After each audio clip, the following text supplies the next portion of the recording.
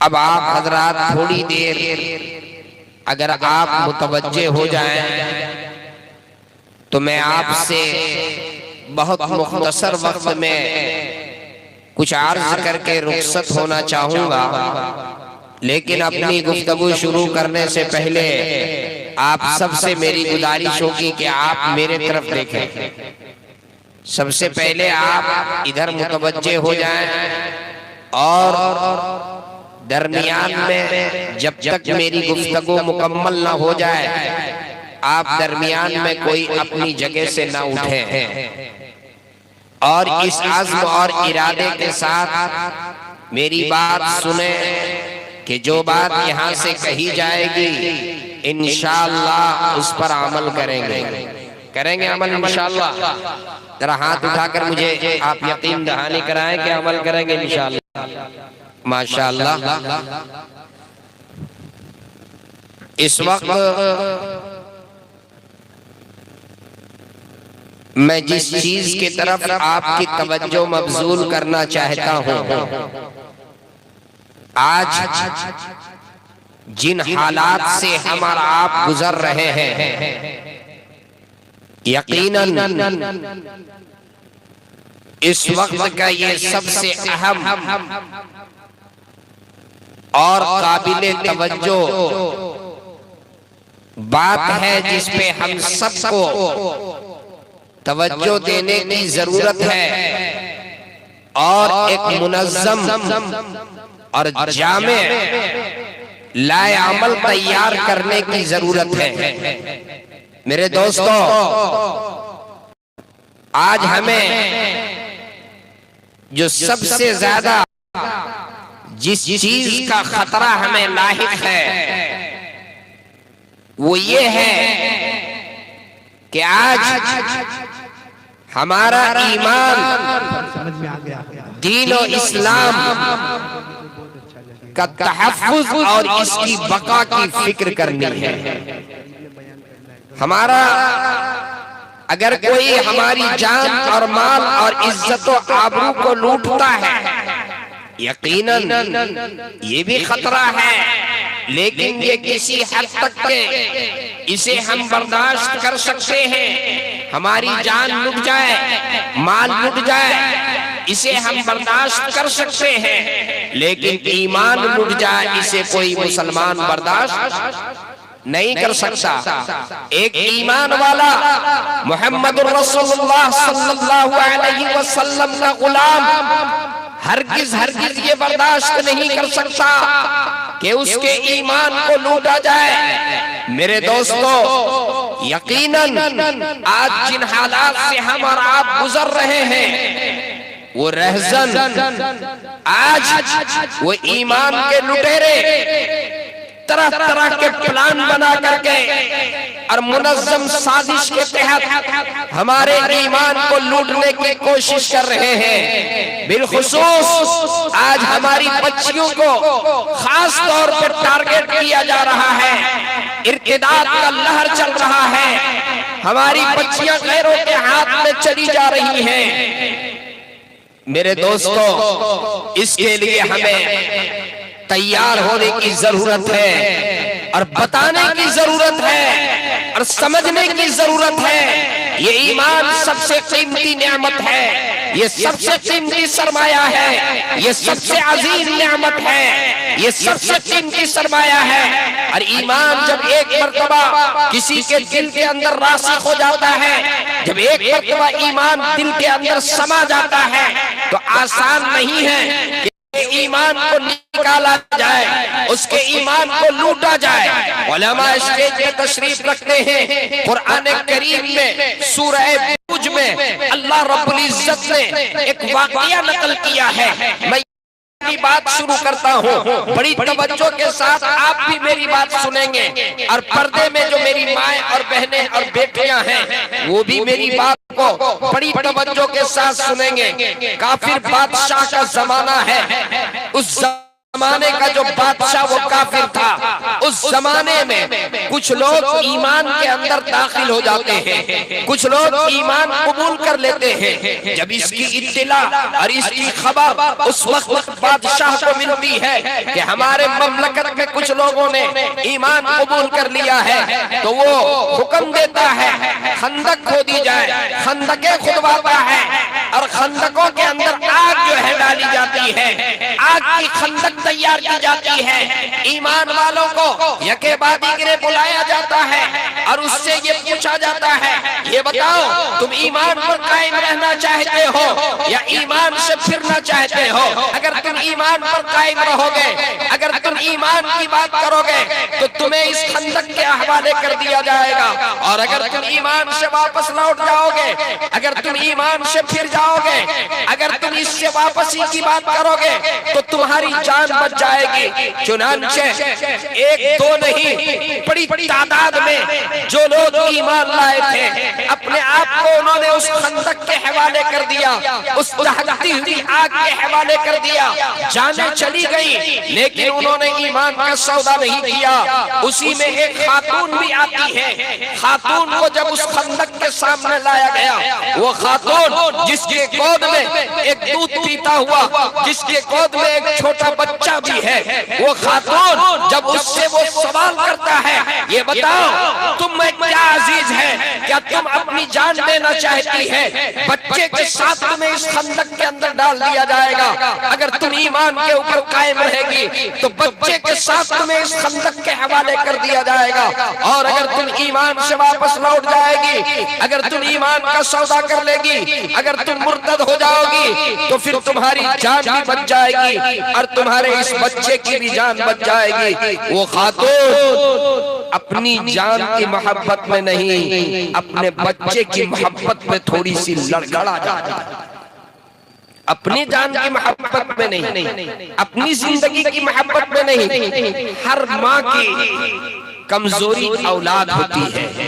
وہ بچہ جو گود میں تھا، اس بچے کی محبت میں وہ خاتون تھوڑی دیر کے لیے لڑکھڑا جاتی ہے، اس کے پاؤں کے اندر لغزش آتی ہے، اس کے پائے استقامت کے اندر جنبش آتی ہے۔ جب وہ اپنے اس ارادے میں تھوڑی سی کمزوری پاتی ہے، وہ بچہ جو گود میں ہے، وہ بچہ بول اٹھتا ہے، اصبر امّا، اصبر یا امّا، علی انکی علی الحق، امی جان صبر کر لیجئے، آپ حق پر ہیں۔ امی صبر کر لیجئے، آپ حق پر ہیں۔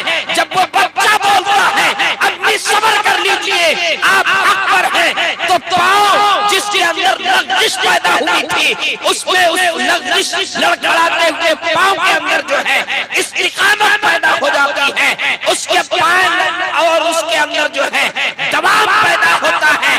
وہ بچہ سمیت اس آگ کے خندق میں چلی جاتی ہے، بچہ سمیت آگ کے حوالے ہو جاتی ہے، لیکن وہ ایمان کا سودا نہیں کرتی ہے۔ اے میری ماں اور بہنوں، اے میری ماں اور بہنوں، یہ واقعہ آپ کے لیے ایک نمونہ، یہ آپ کے لیے ایک مثال ہے، یہ آپ کے لیے نمونہ ہے۔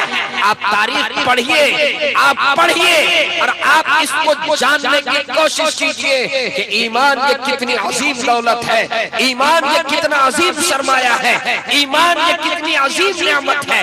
آج موبائل کے ذریعے سے آج یہ ایمان کے لٹیرے سبز باغ دکھلا کر کے اور جھانسا دے کر کے عشق اور محبت کی باتیں کر کے اور یہ سادہ لوگ بچیوں کو اپنے جال کے اندر پھنساتا ہے۔ ایک نہیں، سینکڑوں نہیں، ہزاروں کی تعداد میں آج ہماری بچیاں غیروں کے ہاتھ میں جا چکی ہیں۔ میں کہنا چاہتا ہوں، اے میری ماں، اے میری بہنوں، اے میری بیٹیوں، ایمان یہ سب سے عظیم نعمت ہے، یہ سب سے قیمتی نعمت ہے، یہ سب سے عظیم سرمایہ ہے۔ آپ کسی کے جھانسے میں نہ آویں، آپ کسی کے بہلاوے میں نہ آویں، آپ کسی کے پھسلاوے میں نہ آویں، آپ کسی کے سبز باغ دکھانے میں نہ آویں۔ ایمان یہ تو سب سے عظیم نعمت ہے۔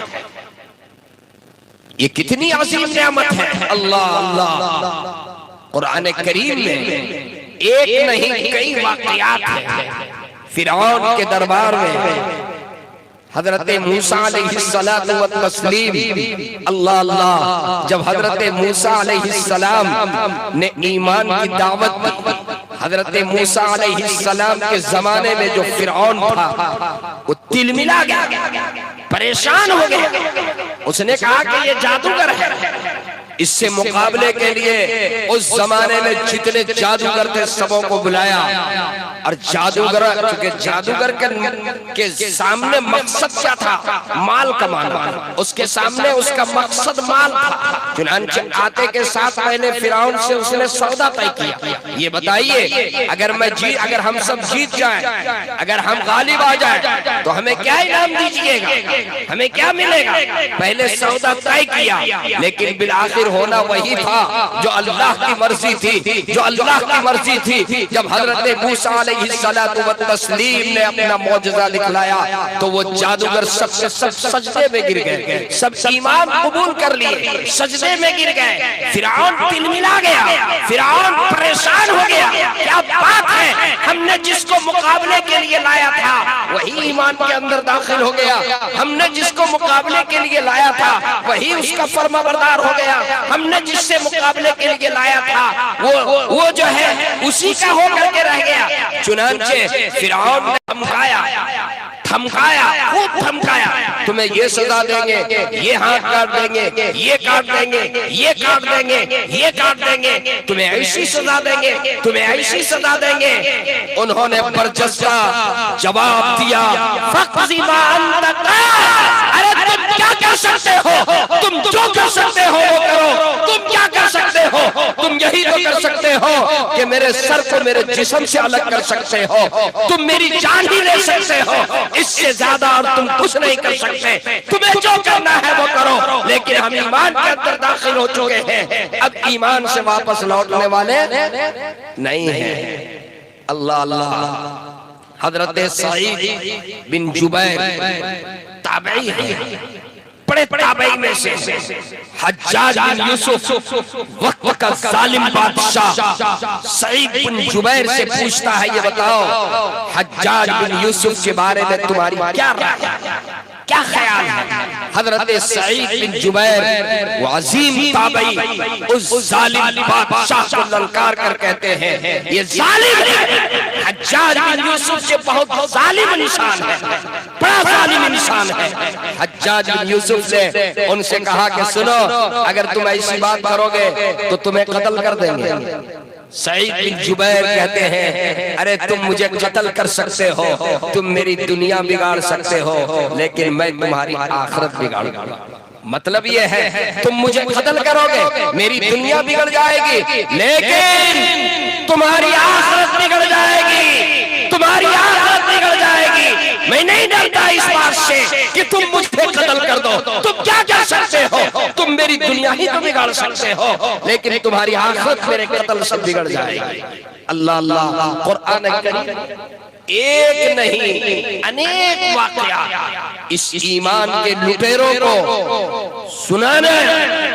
یہ ایمان کے جو لٹیرے ہیں جو آج ہمارے لیے سب سے بڑا خطرہ ہے، اے میرے قوم کے ذمہ دار لوگوں، اے شاہپور اور اس قرب و جوار سے آئے ہوئے میرے ذمہ داروں، آج ضرورت اس بات کی ہے ہم ایک منظم قوم ہو کر کے اور اجتماعیت کے ساتھ زندگی گزارے اور ان ایمان کے لٹوروں کے خلاف ایک مکمل عزم کریں، ایک مکمل پلان بنائیں، کسی طریقے سے اس کی سازش جو ہے کامیاب نہ ہونے پائے، کسی طریقے سے یہ اپنی سازش میں کامیاب نہ ہونے پائے، اس کے لیے آج ہمیں تیار ہونے کی ضرورت ہے۔ بحیثیت قوم کے آج ہمیں مجتمع ہونے کی ضرورت ہے، آج اجتماعیت کی ضرورت ہے، آج اتحاد کی ضرورت ہے، آج اپنی بچیاں اور اپنی بیٹیوں اور اپنی بہنوں کو آج بہترین تعلیم کے ذریعے سے آراستہ کرنے کی ضرورت ہے۔ ایک پلان کے تحت ایسا نہیں ہو سکتا کہ ہمارے سامنے ہماری بیٹیوں کے ایمان کا سودا ہو جائے اور ہماری قوم کی بچیاں غیروں کے ہاتھ میں چلی جائیں اور ہم ہاتھ پر ہاتھ دھرے رہ جائیں۔ نہیں، ایسا نہیں ہو سکتا۔ اے نوجوانوں، آپ اپنی تاریخ کو پڑھو، آپ پہلے تاریخ پڑھو، آپ دیکھو ایمان کے لیے کیسے کیسے قربانیاں دی گئی ہیں، اور بیٹیوں کی عزت و عصمت کے لیے، اس کی حفاظت کے لیے کیسے قربانی دی گئی ہے۔ معتصم باللہ کا زمانہ ہے، معتصم باللہ کا زمانہ ہے۔ روم میں ظالم بادشاہ ہے، رومی سلطنت میں ایک ایمان والی عورت کو سرے بازار اس کی عصمت اور اس کی عزت کو لوٹا جاتا ہے۔ سرے بازار ایک ایمان والی عورت جب اس کی عزت کو لوٹا جاتا ہے تو وہ وہاں پر پکارتی ہے واہ معتصم باللہ، واہ معتصم، کہاں ہے معتصم، کہاں ہے معتصم۔ چنانچہ وہاں سے یہ خبر لے کر کے ایک قاصد معتصم باللہ کے پاس آتا ہے اور آ کر کے اسے خبر دیتا ہے کہ روم کے اندر جو ہے، رومی سلطنت میں ایک ایمان والی خاتون کی عزت لوٹی گئی اور پھر اسے سلاخوں کے اندر بند کر دیا، اسے قید کر کے گرفتار کر لیا ہے اور اس نے آپ کو پکارا ہے۔ معتصم باللہ ایک خط لکھتے ہیں رومی بادشاہ کے نام، من جانب معتصم باللہ، معتصم باللہ کے جانب سے رومی کتے کے نام لکھتے ہیں کہ جس عورت کی عزت لوٹی گئی ہے اور جسے تم نے سلاخوں کے اندر گرفتار کیا ہے اسے تم رہا کر دو، ورنہ تیار ہو جاؤ مقابلے کے لیے، میں لشکر تیار کروں گا جس کا ایک سرا روم میں ہوگا اور دوسرا سرا یہاں پر ہوگا۔ جب یہ خط لے کر کے قاصد گیا اور اس نے خط پڑھا تو اس نے اس خط پر کوئی توجہ نہیں دی۔ کیوں؟ اس نے یہ سوچا ایک عورت کی عزت کو بچانے کے لیے یہ لشکر تیار کرے گا اور پھر روم بھیجے گا اور اس کے لیے مقابلہ کرے گا، ارے کون ایسا کرتا ہے؟ بس یہ خط اس نے لکھ دیا، خط پر کوئی توجہ رومی بادشاہ نہیں دی۔ چنانچہ معتصم باللہ اللہ اللہ یہ لشکر تیار کرتے ہیں اور لشکر تیار کر کے اور یہ روم پہنچتے ہیں اور رومی سلطنت کا پرچا اڑا کر کے، اور وہ عورت جو قید کے اندر تھی، وہ عورت جس کی عزت کو لوٹ کر کے اور سلاخوں کے اندر گرفتار کیا تھا، اس کو وہ آزاد کراتے ہیں اور آزاد کرانے کے بعد اس سے کہتے ہیں کہ تم نے مجھے پکارا تھا، تم نے مجھے پکارا تھا، میں معتصم ہوں، میں نے تمہیں آزاد کیا۔ وہ عورت کہتی ہے اس دھرتی پہ، اس آسمان کے نیچے اور اس زمین کے اوپر تجھ سے زیادہ باغیرت انسان اس وقت کوئی نہیں، تجھ سے زیادہ باحمیت انسان اس وقت اس روئے زمین کے اندر کوئی نہیں، اس روئے زمین کے اوپر کوئی نہیں ہے۔ چنانچہ معتصم باللہ نہ صرف یہ کہ رومی سلطنت کے پرچے اڑا دیتے ہیں بلکہ اس عورت کو وہاں سے آزادی دلاتا ہے۔ میرے دوستو آگے آئیے، پیارے آقا جناب محمد رسول اللہ صلی اللہ علیہ وسلم کا زمانہ ہے۔ ایک یہودی دکاندار کے یہاں ایک مومن، ایک ایمان والی بہن، ایک ایمان والی ایک مومنہ وہ کچھ سامان لینے کے لیے جاتی ہے۔ وہ یہودی بددیانت آدمی تھا، وہ یہودی بدماش آدمی تھا، وہ یہودی بدکار آدمی تھا۔ اس نے پیچھے سے کپڑا باندھ دیا اور جب وہ اٹھنے کی کوشش کی تو کپڑا کھچ گیا اور وہ بے پردہ ہو گئی۔ اس دکاندار نے پیچھے سے کپڑا باندھ دیا، جب وہ اٹھنے کی کوشش کی تو کپڑا کھچ گیا اور وہ بے پردہ ہو گئی۔ سامنے ایک دوسرا دکاندار جو ایمان والا تھا وہ اس منظر کو دیکھ کر رہ نہ سکا، وہ اپنی دکان سے باہر نکلا اور اس یہودی کا سر اس نے قلم کر دیا، یہودی کا سر قلم کر دیا۔ جب اس یہودی کا سر اس نے قلم کیا تو یہودی سب جمع ہو گئے اور سب نے مل کر کے اور اس ایمان والے کو شہید کر دیا۔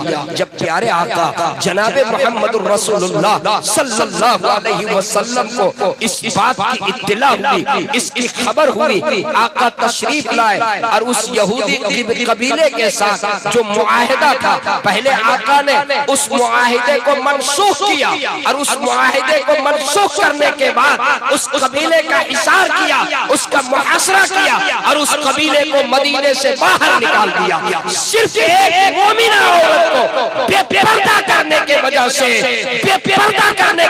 سے پیارے آقا صلی اللہ علیہ وسلم اس قبیلے سے معاہدہ کو منسوخ کرتے ہیں اور اسے مدینہ سے باہر نکال دیتے ہیں. اے میرے نوجوان دوستو، اے میرے مسلمان بھائیوں، اے قوم کے غیور نوجوانوں، آج ہماری بیٹیوں کے ایمان کا سودا ہو اور ہم ہاتھ پر ہاتھ دھر کر کے دیکھتے رہ جائیں، یہ نہیں ہو سکتا ہے.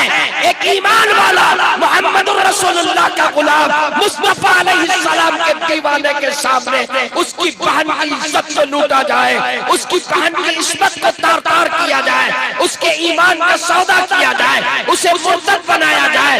ایک ایمان والا اس کو دیکھ کر کے کبھی برداشت اسے کبھی برداشت نہیں کر سکتا ہے، اسے کبھی برداشت نہیں کر سکتا ہے. میرے نوجوانوں، آج ضرورت اس بات کی ہے، تیار ہو جائیے، منظم قوم اور ایک مجتمع قوم بن کر کے زندگی گزاریے، لائے عمل تیار کیجئے، ایک دینی اسکول قائم کیجئے، اسلامی ماحول میں اسکول اور کالجز بنائیے. آج ایسے اداروں کی ضرورت ہے، آج ایسے کالج کی ضرورت ہے، آج ایسے اسکولوں کی ضرورت ہے جہاں ہمارے بچیاں حجاب کے ساتھ تعلیم حاصل کر سکیں، اسلامی ماحول میں تعلیم حاصل کر سکیں، دینی ماحول میں تعلیم حاصل کر سکیں. آج یہ جو فتنہ ہے اس کی ایک وجہ مخلوط تعلیم ہے. ہماری بچیاں اپنے گھروں سے چلی جاتی ہیں پڑھنے کے لیے، آپ تو بھیج دیتے ہیں پڑھنے کے لیے، لیکن آپ کو نہیں معلوم کہ ان کالجز کے اندر مخلوط تعلیم کی وجہ سے ہماری بچیوں کے ساتھ کیا ہوتا ہے اس کا علم ہمیں نہیں ہے، اس کا علم آپ کو نہیں ہے.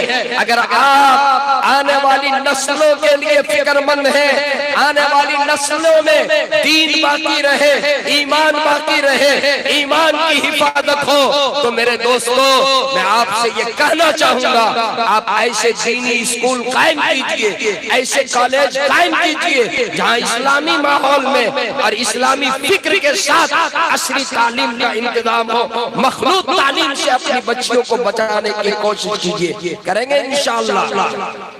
میرے بھائیوں، میں اس پروگرام میں چونکہ ہماری مائیں اور بہنیں بھی پردے سے گفتگو سن رہی ہیں، میں اپنی ماں اور بہنوں کو بھی یہ پیغام دینا چاہوں گا. اے میری ماں اور اے میری بہنوں، اے میری بیٹیوں، آج ضرورت اس بات کی ہے.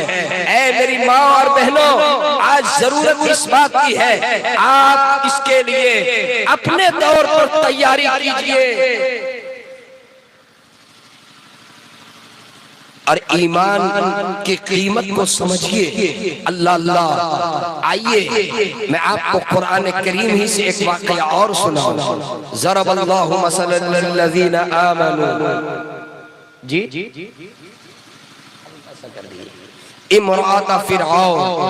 قرآن نے ایک مثال بیان ہے، ایمانی کریکٹر، ایک مثالی کریکٹر پورے ایمان والوں کو بتایا. مثالی کریکٹر، ایک آئیڈیل، ایک نمونہ. لوگ یہ سمجھ رہے ہوں گے کہ وہ مثالی کریکٹر وہ کوئی مرد ہوگا، کسی مرد کے کریکٹر کے بارے میں قرآن نے بیان کیا ہوگا. جی نہیں، آگے قرآن کہتا امرأۃ فرعون. وہ مثالی کریکٹر جس کو بیان کیا یہ کوئی مرد نہیں، یہ ایک عورت. اور وہ کس کی عورت؟ فرعون کی عورت.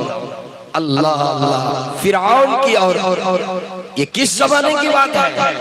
جس زمانے میں فرعون ایڑی چوٹی کا زور لگایا تھا کہ موسیٰ علیہ السلام کے ذریعے سے جس دین کو پھیلایا جا رہا ہے، جس اسلام کی بات کی جا رہی ہے، اس کو جو ہے ختم کیا جائے، اس کو باہر کیا جائے. اس کی فکر میں فرعون ہے.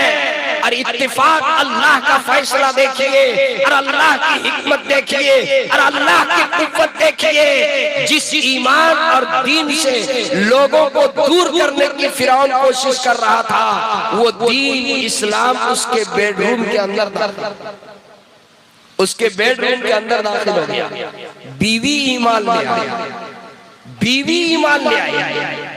بہت پریشان ہوا، جب معلوم ہوا بخلا گیا، دل ملا گیا، بڑی سزائیں دی، بڑی اذیتیں دی، بڑی تکلیفیں دی، میڈیکل ٹارچر کیا، فزیکل ٹارچر کیا، اس کو شکاری کتوں کے سامنے چھوڑ دیا، سانپ بچھو کے سامنے چھوڑ دیا، ایسی سزا کمرے میں بند کر دیا جاتا اور اندر شکاری کتے کو چھوڑ دیا جاتا، کمرے میں بند کر دیتا اور اندر سانپ بچھو کو چھوڑ دیتا، لیکن وہ اللہ وہ کیسا محافظ ہے، جب ایک ایمان والا اپنے ایمان کی حفاظت چاہتا ہے تو اللہ کی کیسی مدد اترتی ہے۔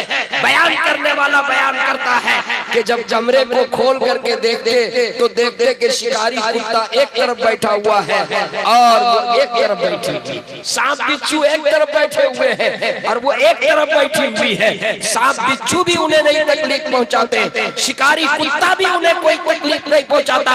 جب فرعون دل ملا گیا اور پریشان ہو گیا تو آخر میں اس نے جلادوں کو بلایا اور میں اور چوبے منگوائے اور لمبی سلاخیں اور میخیں منگوائے اور اپنی ملکہ اپنی بیوی حضرت آسیہ سے کہا کہ سنو، اب تمہیں ایسی تکلیف پہنچائی جائے گی، اب تمہیں ایسی سزا دی جائے گی کہ تم اسے برداشت نہیں کر سکو گی، تمہیں ایسی سزا دی جائے گی۔ تخت لایا گیا اور اس تخت سے اس کو باندھ دیا، ہاتھ باندھ دیا، پاؤں باندھ دیا، دونوں ہاتھوں کو باندھ دیا اور کہا کہ سنو، یہ دیکھو سلاخیں ہیں، اب یہ سلاخیں تمہاری آنکھوں میں ٹھوکی جائے گی، تمہاری آنکھوں میں، تمہارے کان میں، تمہارے گال میں، تمہارے جسم کے حصے میں یہ سلاخیں جو ہیں اور یہ کوڑے اور یہ سلاخیں جو ہیں تمہارے جسم کے حصے میں ٹھوکی جائے گی۔ اب یا تو تم ایمان سے واپس لوٹ جاؤ، یا تو تم ایمان سے پھر جاؤ اور نہیں تو تیار ہو جاؤ، یہ سخت سزا، اس کے لیے تم تیار ہو جاؤ۔ اب یہ میخیں جو ہیں تمہاری آنکھ میں میخیں ٹھوکی جائے گی، کان میں میخیں ٹھوکی جائے گی، یہاں پر میخیں ٹھوکی جائے گی، یہ تمہارے رخسار میں میخیں ٹھوکی جائے گی، تمہارے جسم کے حصے میں میخیں ٹھوکی جائے گی۔ اللہ اللہ اللہ، وہ خاتون، اس کے عزم کو سلام، ان کے تقوی کو سلام، ان کے استقامت کو سلام، ان کے عزم کو سلام کرتا ہوں۔ وہ کیسا عزم، وہ کیسا استقلال اور وہ کیسی استقامت، اللہ اللہ۔ اسی وقت وہ دعا کرتی ہے، اذ قالت رب ابن لی عندک بیتا فی الجنہ، وہ دعا کرتی ہے، اے پروردگار عالم، اے اللہ تو جانتا ہے اب تک کہ جتنی تکلیفیں پہنچائی گئی، اے اللہ میں نے تو اس کو برداشت کر لیا، لیکن اے مولا اب جو تکلیف یہ دینا چاہتا ہے، اے اللہ کہیں ایسا نہ ہو کہ اس تکلیف کو میں برداشت نہ کر پاؤں اور پھر یہ ایمان پر میں قائم نہ رہ سکوں۔ اس لیے اے مولا میری آپ سے درخواست ہے، ہاتھ دعا کے لیے وہ اٹھانا چاہتی ہے لیکن ہاتھ ظالم نے باندھ دیا ہے، وہ ہاتھ اٹھا نہیں پاتی لیکن زبان کھول کر کہتی ہے، اے اللہ اس سزا سے پہلے کہ یہ میخ میری آنکھوں میں ٹھوکے، اس سے پہلے اے اللہ میری روح کو قبض کر لیجئے اور مجھے اپنے پاس جنت میں جگہ عطا فرما دیجئے۔